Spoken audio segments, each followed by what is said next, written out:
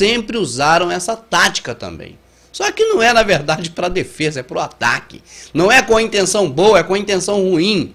Para você ter uma ideia, na Segunda Guerra Mundial, usaram tanques infláveis de borracha para iludir o inimigo de que estava sendo feita uma invasão terrestre, quando na verdade a invasão era de outra forma, em outro lugar.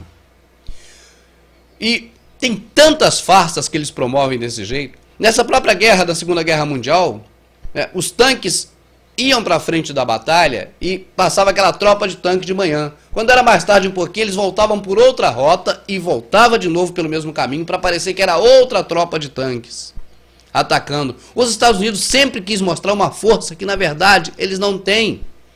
Os filmes de Hollywood, olha quantos heróis eles têm, não vou nem contar que são inúmeros, né? Mas vamos lá, Homem-Aranha, Mulher Maravilha, Batman e Robin, Superman, e não vou contar mais não que é muito, não é verdade?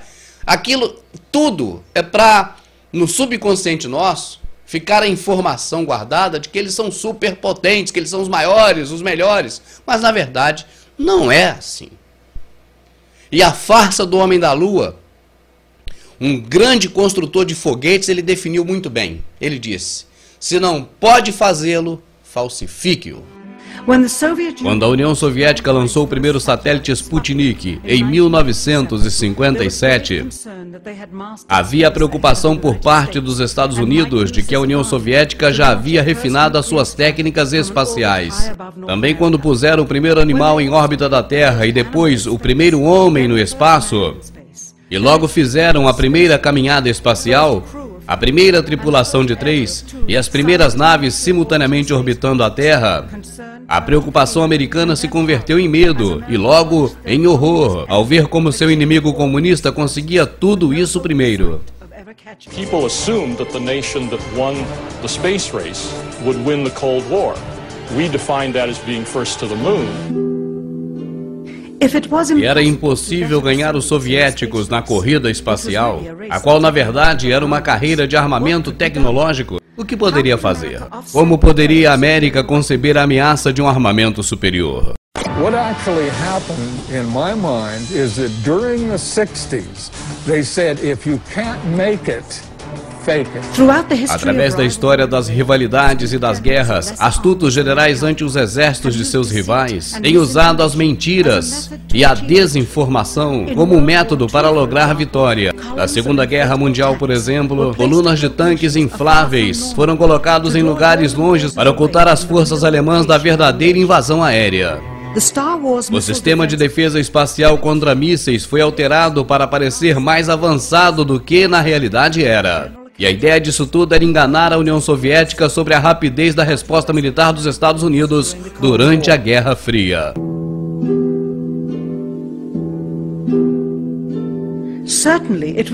E certamente não era possível enganar somente os russos sobre a capacidade de defesa americana nos anos 60. As mentiras atingiam também 200 milhões de americanos naquela época. Isso poderia fazer aquela população crer que os Estados Unidos tinha capacidade de ir à Lua. Todos deveriam crer nisso. Além do mais, o orgulho da nação americana estava em jogo, sem mencionar o crescente mal-estar que ocorria em todo o país. Havia um governo que tirava dezenas de milhares de vidas em uma guerra arranjada no Vietnã cheia de contradições. E além disso, o programa Apollo havia gastado já bilhões de dólares. E se viesse a falhar com todo esse investimento, seria um gosto amargo na boca de todos os contribuintes americanos. O custo do programa, cuja única meta era de ser o primeiro a colocar uma bandeira no solo lunar, seria de 135 bilhões de dólares, o que equivaleria à quantidade de uns 9 bilhões de dólares que seria para os privilegiados contratistas, escolhidos por seus amigos da NASA. E se a máquina na realidade só chegasse à órbita terrestre como as missões anteriores haviam feito, então tudo teria se acabado e a funcionalidade dos demais componentes seria irrelevante.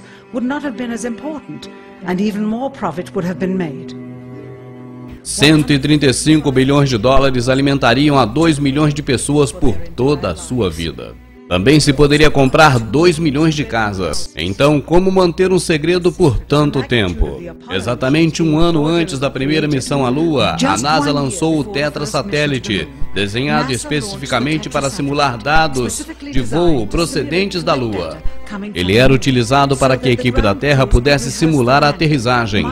Muitos astronautas fizeram simulações, e essas simulações seriam utilizadas caso no voo real houvesse falta de comunicação com a Terra. Se houvesse necessidade, uma dessas simulações seria utilizada no momento verdadeiro do voo, com algumas pequenas variações. Seriam transmitidos ao satélite para logo retransmitir a Houston como se fosse direto da nave. Inúmeros computadores e seus operadores receberiam informações emanadas diretos do satélite. Incluiria falsas informações da nave como altitude e combustível, como se ela realmente estivesse descendo sobre a superfície da Lua. E se os soviéticos conseguissem encontrar a verdadeira posição da Apollo 11, seria como encontrar uma agulha num palheiro. É certo que o programa Apollo estava muito setorizado. Havia vários centros de provas e fabricações por todos os Estados Unidos. E na verdade somente umas poucas pessoas tinham visão global do conjunto. Todas as fotos, sons e imagens que eram distribuídas ao público eram estritamente controladas pelo governo americano e examinadas previamente. Logo após analisadas, eram disseminadas, sem revisão, até agora. The astronauts were launched with the Saturn V. Then, in order to account for their disappearance, they simply orbited the Earth for 8 days. And in the interim, they showed these fake pictures of the astronauts on the moon. But on the 8th day, the command capsule separated from the vehicle and descended to Earth, as of course was shown in films. No próximo segmento você vai ver algo interessante. As provas de que o homem foi à Lua são as provas de que o homem não foi à Lua.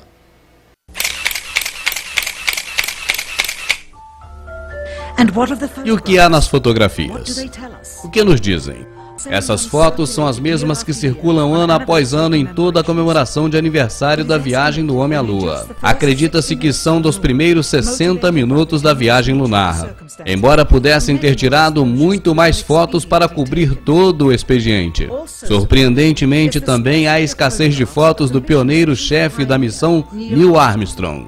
O maior feito da história da humanidade e também do homem que deu o primeiro passo, fazendo eco em todo o mundo, criando uma nova era científica, só tinha uma foto de corpo completo na Lua, e assim mesmo, de reflexo. Quem sabe por temer ser culpado caso alguém viesse a descobrir a farsa. Ou talvez tenha esquecido de avaliar a autenticidade do evento. A sua assinatura está gravada nessa placa do governo federal. E de fato, mais de 40 anos se passaram desde as primeiras conferências da NASA à imprensa e as ocasionais aparições dos aniversários do feito, onde apenas algumas poucas perguntas foram permitidas. Nunca foi dada uma entrevista diante de uma câmera. A ninguém. Nunca. The reason I believe that NASA and the government faked the moon landing was basically it was technically impossible to do it. And they simply had to come up with some sort of alternative that they felt the public would believe.